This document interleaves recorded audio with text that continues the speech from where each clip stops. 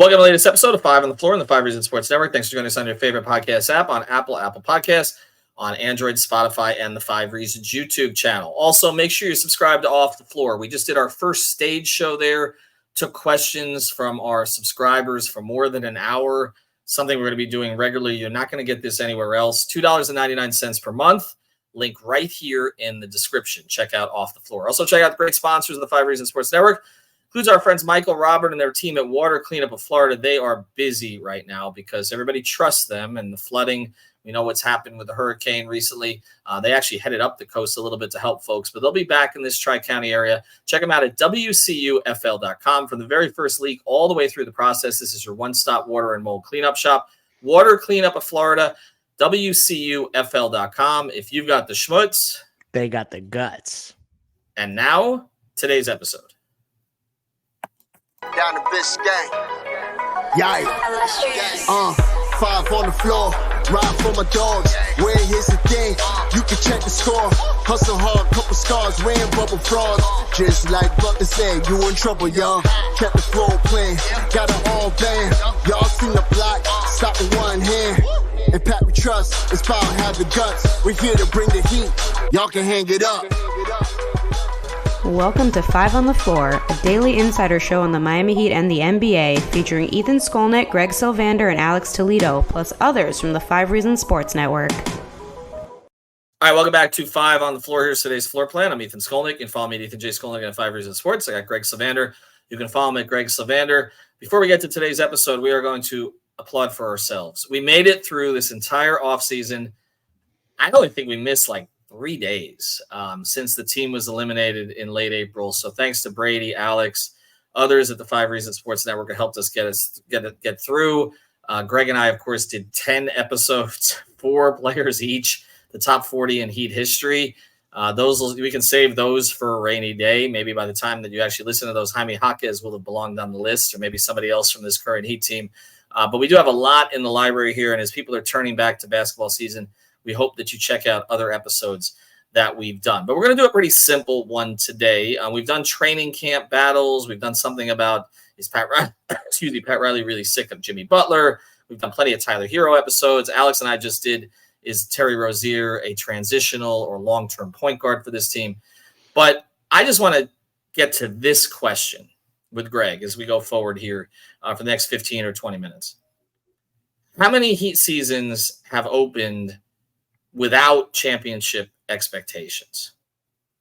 And Is this a season where the Heat can actually exceed the expectation level? Because the consensus on this team is if they keep it intact, if they don't trade Jimmy Butler at some point during the year, they will be pretty good.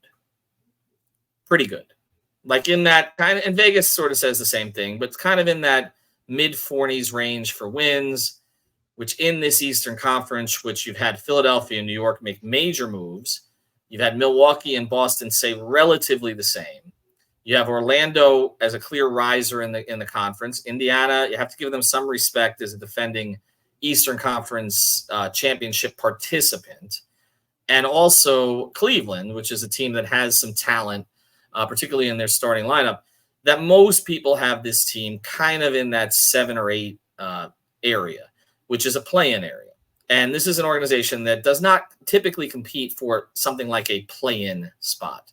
So, Greg, I mean, let's go through it and let's go through the seasons in which they have clearly had championship aspirations. And we're not going to get into the whole winning or misery thing. We've done that already. Mm-hmm. But here are the seasons off the top of my head. I feel like the 96, 95, 96, 97, 98, it was tough to have championship aspirations when Jordan was in the way. And you had never won one. But you hoped. But you had 55 to 60 win potential, which is greater than we think this team has on paper. You went into each one of those seasons thinking contender for sure, championship contender. You hoped, obviously, Michael Jordan is the boogeyman that you couldn't escape. And I mean, it ultimately wasn't Michael Jordan, it was the Knicks you couldn't escape. But yes, that entire era at least was met with heightened expectations than if you compare this team this year. Okay, and then the 2000-2001 team had championship aspirations Big time. until Alonzo Mourning took a physical. Yeah. Right? So, I mean, that one I think, even though it's funny because that team got eliminated in the first round the year before, but they seem to be so energized and fortified with what looked like an almost perfect starting lineup, like for that era. Alonzo Mourning, Brian Grant, either Bruce Bowen or Anthony Mason. And then you also had Tim Hardaway and Eddie Jones. Like that was a really solid top 6 or 7 that you had that you thought that you could add to as the season went on. But then, of course, then again, Zoe went out, and that team ended up winning 50 games. First 69 they played without Zoe, and they won 42 of them. But that team had some championship aspirations. 2001, 2002 did not. Nothing close. That was transitional year. 2002, 2003, we knew they'd be bad. That was all about how you were going to start to build around Caron Butler. 2003, 2004 did not have championship aspirations. It was, we want to see Dwayne with Caron, how Eddie fits with this mix. You had a new head coach in Stan Van Gundy. Prize free agent, in Lamar Odom. Prize free and free in Lamar Odom. So it was like a build stage, right? But not championship aspirations. 05, 04, 05, yes. Oh, hell yeah. Yes. You get Shaq, yes. And that team was the best team in the East during the regular season. And, of course, we know what happened with Dwayne in the playoffs. 05, 06, yes. Would you say, and they cashed it in, although it was rocky to get there, would you say the 06, 07 team did, I guess just by default because they came off the middle? I think ring night probably put them in their reasonable expectation level for the remainder of that season. But going into it, I thought that if you still had that cast of characters, you had to give them a shot. Okay.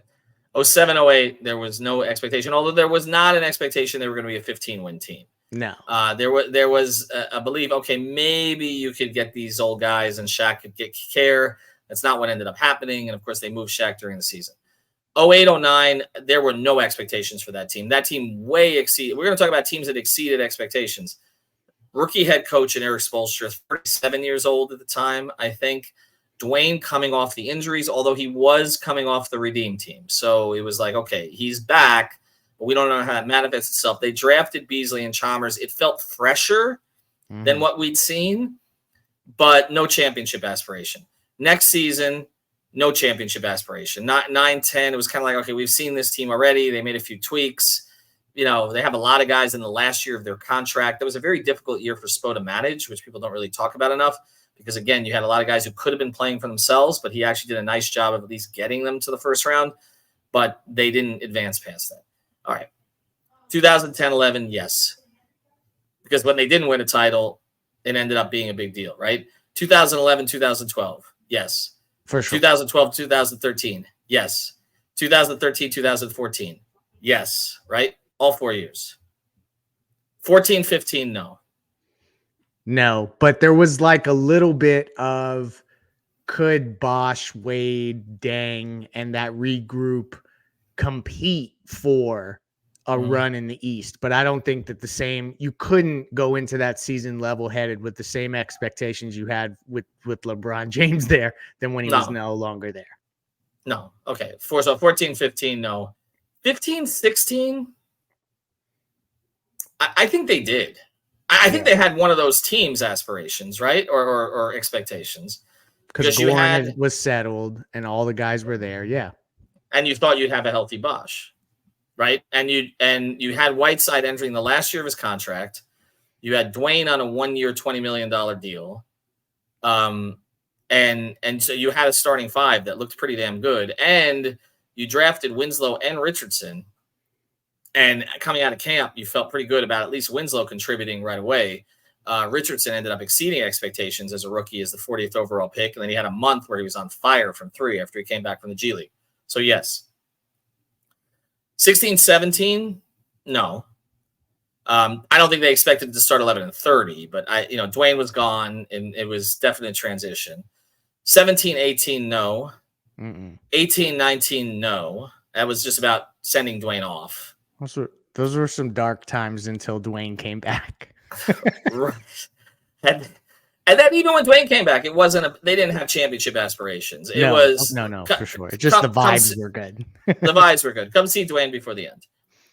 Did they have, in your view, I don't think they had championship aspirations in 1920 when Jimmy came. I think it's a feeling they'd be better, but they were kind of picked to be like 4th or 5th in the East, right? Correct. Yeah. They hadn't made that. Like, I guess we didn't know how good Jimmy Butler really was, and also how that team would come together.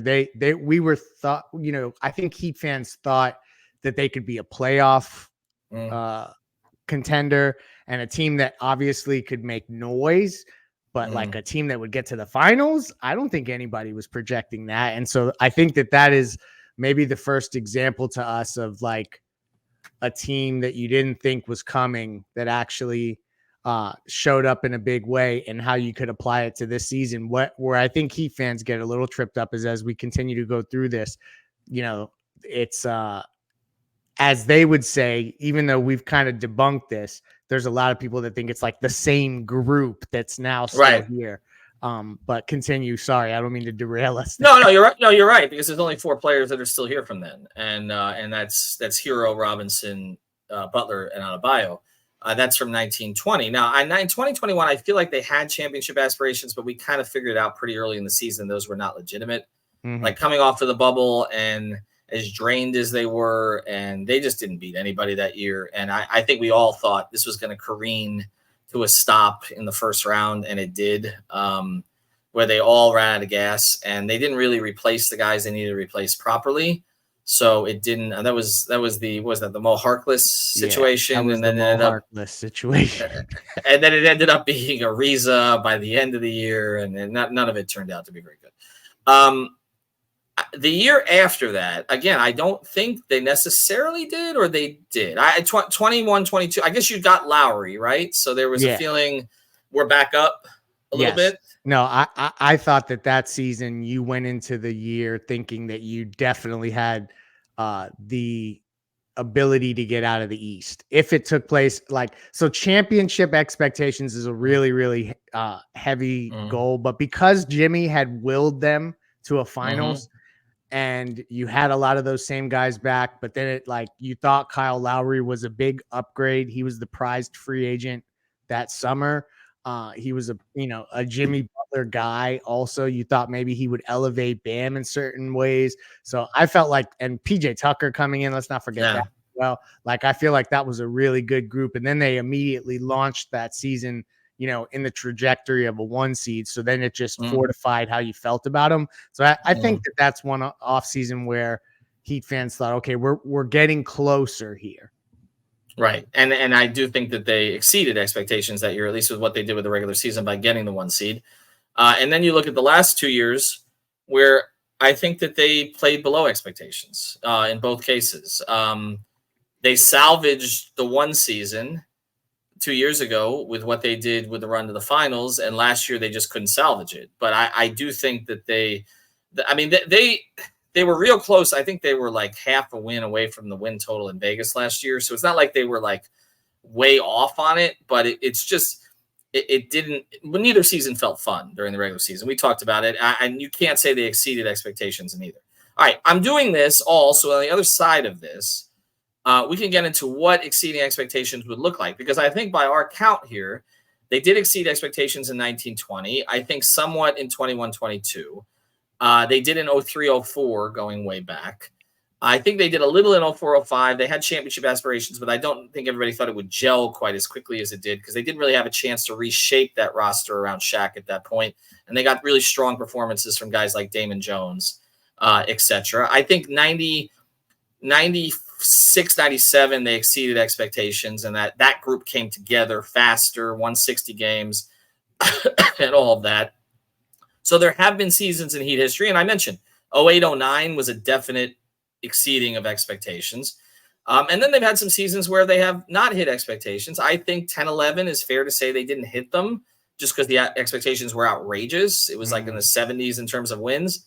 And then I remember, Jeff Van Gundy saying this team should win 73 games. Well, they didn't get close to that. But they won enough, and they had that run of 21 out of 22, which got them in position, and they ended up getting a 2 seed and ended up beating Chicago in the playoffs. So Rose and that group was the 1 seed at that point. So I think you can kind of find a few more seasons where they exceeded expectations than when they definitely went under the expectation. But typically the expectation with the team has been correct. Typically, like those like the Wade Last Dance years about where people expected. Most of these seasons, I think even the 16-17 season ended up being what people expected. It's just they didn't expect it to be 30 and 11 and 30 and then 30 and 11. Most people thought that was kind of a 500 team, even though it wasn't that way in talent, but that Spo would probably get it to 500. So on the other side, we'll get into what is a reasonable expectation for this team. Before we do, want to mention a great sponsor of the 5 Reasons Sports Network, and you can have the expectation that they will do the absolute best job representing you if you are looking to buy or sell real estate. These are our friends over at the Real Estate Shop. You're going to be hearing a lot more about them during the season because they are sponsoring our Defending the House segment on our post-game shows. It's Javier Iglesias and Amanda Martin, and what they do is they help buyers and sellers in real estate. They're honest, approachable, and smart, and they're nimble and protective of their clients, and they service the entire Tri-County area. So everywhere from Broward down to Miami-Dade and up to Palm Beach County. Also, again, as we mentioned, they help sellers earn the most money in the shortest time frame. So if you're looking to sell your property, reach out to them today. They've got a deep understanding of the local market. Bunch of ways that you can find them. You can call them at 954-268-9812. That's 954-268-9812. Find them on Instagram at the Fort Lauderdale Realtor, or go to realestateshopfl.com. That's real estate shop. That's with 2 P's and an E. realestateshopfl.com. The expectation for this team, Greg, is approximately 44 to 46 wins, maybe 43 to 46 wins, depending on what book you look at. There are expected to be as many as 4 teams that could win 50 in the East, maybe even a 5th team if you stretch it. 1 team probably expected to win 60 plus, which is Boston. And I think most have sort of Philadelphia, New York in the 50s range, somewhere in the 50s range. And then Milwaukee, if everything broke right, they could win 50. I'm down on them a little bit, but their projection is somewhere in that area, or high 40s to low 50s. And Orlando is the team, and Orlando, Indiana, Cleveland, all kind of mid to high 40s, where Miami could catch them kind of in one spot here. And, that expectation is basically a 7 or 8 seed, which is basically you get in the play-in and a first-round exit. And that's with Jimmy Butler. That's without the possibility of maybe pivoting during the season, picking up draft picks to move for someone else. It's also without trading for someone to bolster the roster like they did last year in Terry Rozier, because we don't know that they're going to do that. So somewhere in the middle. What would be sort of wildly exceeding expectations? Like I think the 08-09 team did. I think the 03-04 team did. Like what would that be to you? Conference finals? What makes this difficult is that they've had 2 runs to the finals that nobody could have ever predicted. And so I think that the Jimmy Butler era in particular makes Heat fans have a little bit of hope in ways that other eras maybe don't have, because if he turns up the way that he's turned up before, you can go on runs, right? And you have the best coach in the league. That's basically undisputed. Bam should get better. There's ways to talk yourself into a path for this team figuring stuff out. But to me, staying out of the play-in would be a damn good first step if we're talking about how to exceed expectations. So for me, that's what I'm looking for. I'm looking for a team that gets in the fray above maybe a couple of those teams you just mentioned and can get into the top 6. That would be exceeding expectations from a regular season perspective. The finals run from the 8th seeded team, I think flips everything on its ear between regular season expectations and playoff expectations. And once you get there, what you look like, what the matchups look like, and what Jimmy Butler looks like, frankly, is a big question mark there. And it's funny because this team has really wide variance, I think, because of the Jimmy factor and because of the young players who could pop, and also because of the idea that they could be healthier, which we haven't seen. And yet, in some ways, it feels like they've got a tighter radius in terms of where they could finish because the East is so defined. And also, this is a team that has basically been a net flat rating now for 2 seasons. Like, they have been the epitome of average by the metrics, mostly because they've been below average offensively and above average defensively, and it's evened out.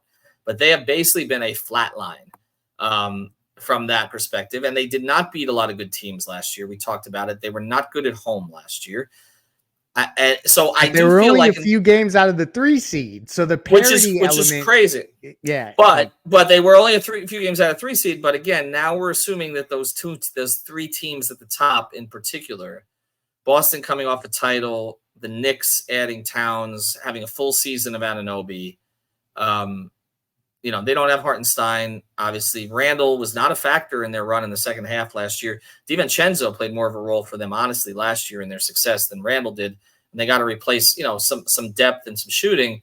And Tibbs is going to run them into the ground. But on paper, they're better. Like, I don't think anybody can argue otherwise. And Philadelphia is better on paper, adding Paul George and Caleb Martin and not really losing anything of significance and having another year of development for Maxey. Those 3 teams, it's just hard to argue with. And then you have Milwaukee as this wild card, but obviously extreme talent at the top. And so I think there's variance with the Heat and their own performance, which is what they need to focus on. But they're, like I said, a very tight radius in terms of where they can actually move to in this conference, because there are 5 teams that are frankly not going to be very good. And in some ways that's going to be intentional as they try to get up as high as they can in the draft. There's 2 teams in Chicago and Atlanta that are kind of stuck in place behind the Heat. If they finish behind those teams, there's a real problem. And then you've got the other 8, which, like I said, there's 3 I don't think they can catch. There's 1, Milwaukee, that is a bit of a wild card in that way. And there's 3 teams that you're just hoping the Heat's in the mix with them and can win enough of the big games with them to be able to at least get out of the 7 or 8 spot. And then it comes down to matchups. Like, nobody was anticipating Indiana was going to get to the conference finals last year, but injuries, the Knicks basically fell apart physically, and Milwaukee fell apart physically, and all of a sudden there was a path. And I think if you're hoping for the Heat to push through and make something of this season and not make a transitional pivot year, that's what you're hoping for. You're putting yourself in the best possible position, and some other teams break down and give you an opportunity instead of you always being the team that breaks down. And that is why availability matters this year. But to me, exceeding expectations would be getting out of the play-in this time. Yeah, I'm with you on that. I don't think it's that. If they're a top 4 seed, Spo's done some really good work. Hell yeah. Right. And somebody else popped that we'll talk a lot about at a later date. Right, exactly. Like, that's the thing. Like, and to get into the 4, but just to get to the 6, like, I think that is the reasonable goal. Now, what is collapsing? Expectations collapsing, sort of like what we saw in 07, 08. That's if you end up finishing behind a Charlotte, a Toronto, God forbid, a Washington, a Detroit, or who's the one I'm missing now? The 4. There's even 5. If you finish 8, but you're like 6 games behind the 7, 6, 5, 4, like that next tier, I feel like that would be a pretty miserable run at it. But yeah, you're right. Like Atlanta, any of those teams, you can't finish behind them. Well, if you're in a dogfight with Chicago for the 9 seed, like we're having serious conversations here about what the hell's going on. Yeah. And I know I'm missing one more there. It's just Charlotte, Washington, Brooklyn, which is going to be awful. Like, we can't be having conversations about clutch games against Brooklyn at home. Like, that sort of stuff cannot be happening this year. So to me, I think this season has the potential to be fun as we see some of the young players develop. I think they're going to lean into the young guys more than they have even in recent years. They have higher upside young players. I think there is kind of a plan and a blueprint for how to rebuild this thing over the next, not rebuild, but refresh this thing over the next couple of years. But for this particular season, just get out of the play-in.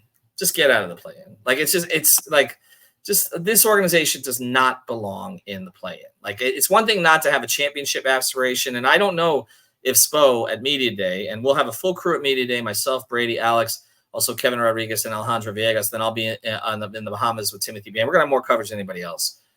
But I don't know if Spo can say we're one of those teams this year. I don't think anybody's going to believe him. Last year he said it, and it was kind of like, okay, well, you got that Jimmy, so you're one of those teams.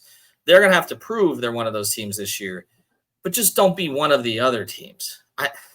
Don't be one of those teams, again, that's struggling with Detroit on a Tuesday night at home. It's not – if that's the case and you're relatively healthy, we need to look at the entire thing at this point, and maybe it is time to just blow everything up, because this is not a place this organization should be.